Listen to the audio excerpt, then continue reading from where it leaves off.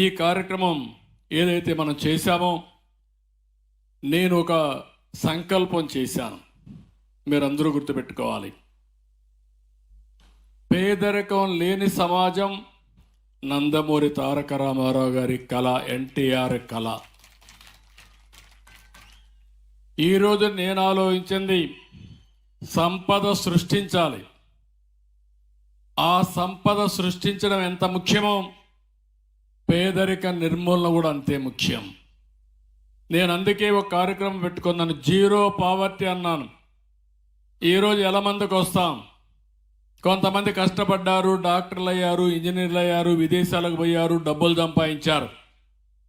కొంతమంది ఇలాంటి అభాగ్యులు ఉన్నారు, ఇప్పటికి కూడా పేదరికంలో ఉన్నారు, ఇల్లు లేకుండా ఉన్నారు, పూట గడవని పరిస్థితుంది, కష్టాల్లో ఉన్నారు. అందుకే అలాంటి వారికి మనందరం అండగా ఉండడం మన బాధ్యత. నేను అందుకనే మీరు చూస్తే ఈరోజు ఏదైతే పెన్షన్లు ఉన్నాయో ఇవి 64 లక్షల మందికి పెన్షన్లు ఇచ్చే ఏకైక రాష్ట్రం భారతదేశంలో ఆంధ్రప్రదేశ్ రాష్ట్రం. ఎన్టీ రామారావు గారు ప్రారంభించిన స్కీమ్ ఇది. ఆ రోజుల్లో 35 రూపాయలు. 96లో నేను ముఖ్యమంత్రి అయినాక అది 70 రూపాయలు చేశాను. మళ్ళీ అది 200 రూపాయలు అయ్యింది. 200 రూపాయలు 2014 నుంచి 1000 రూపాయలు చేశాను, 2000 రూపాయలు చేశాను. అంటే 200 నుంచి 2000 రూపాయలు చేశానంటే 10 రెట్లు పెంచిన ఏకైక ప్రభుత్వం తెలుగుదేశం ప్రభుత్వం. అక్కడి నుంచి ముక్కుతూ మూలుగుతూ సంవత్సరం 250 రూపాయలు ఇచ్చేవారు. ఏదో వీళ్ళంతా పెద్ద ఇది చేసినట్టు. నేను వచ్చిన తర్వాత ఒక మాట చెప్పాను, ఏప్రిల్ నుంచే పింఛన్ ఇస్తానని చెప్పాను. రెండో మాట చెప్పాను, వాలంటీర్లు ఉంటేనే ఇస్తారని కావాలని మొరాయించారు.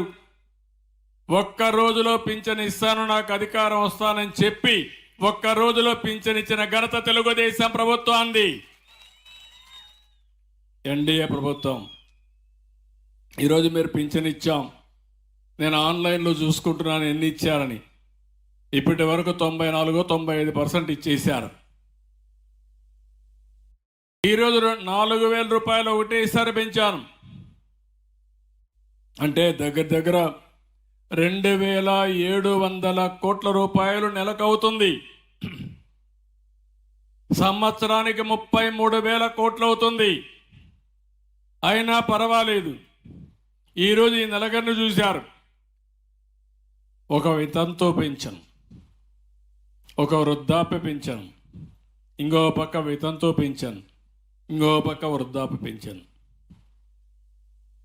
ఒక్కొక్క ఇంటికి 4,000 అంటే సంవత్సరానికి 48,000 రూపాయలు ఈరోజు వాళ్ళకు నేను ఇస్తున్నానంటే వాళ్ళ జీవితంలో ఇదొక వెసులుబాటు అని చెప్పి కూడా నేను మీకు తెలియజేస్తున్నా.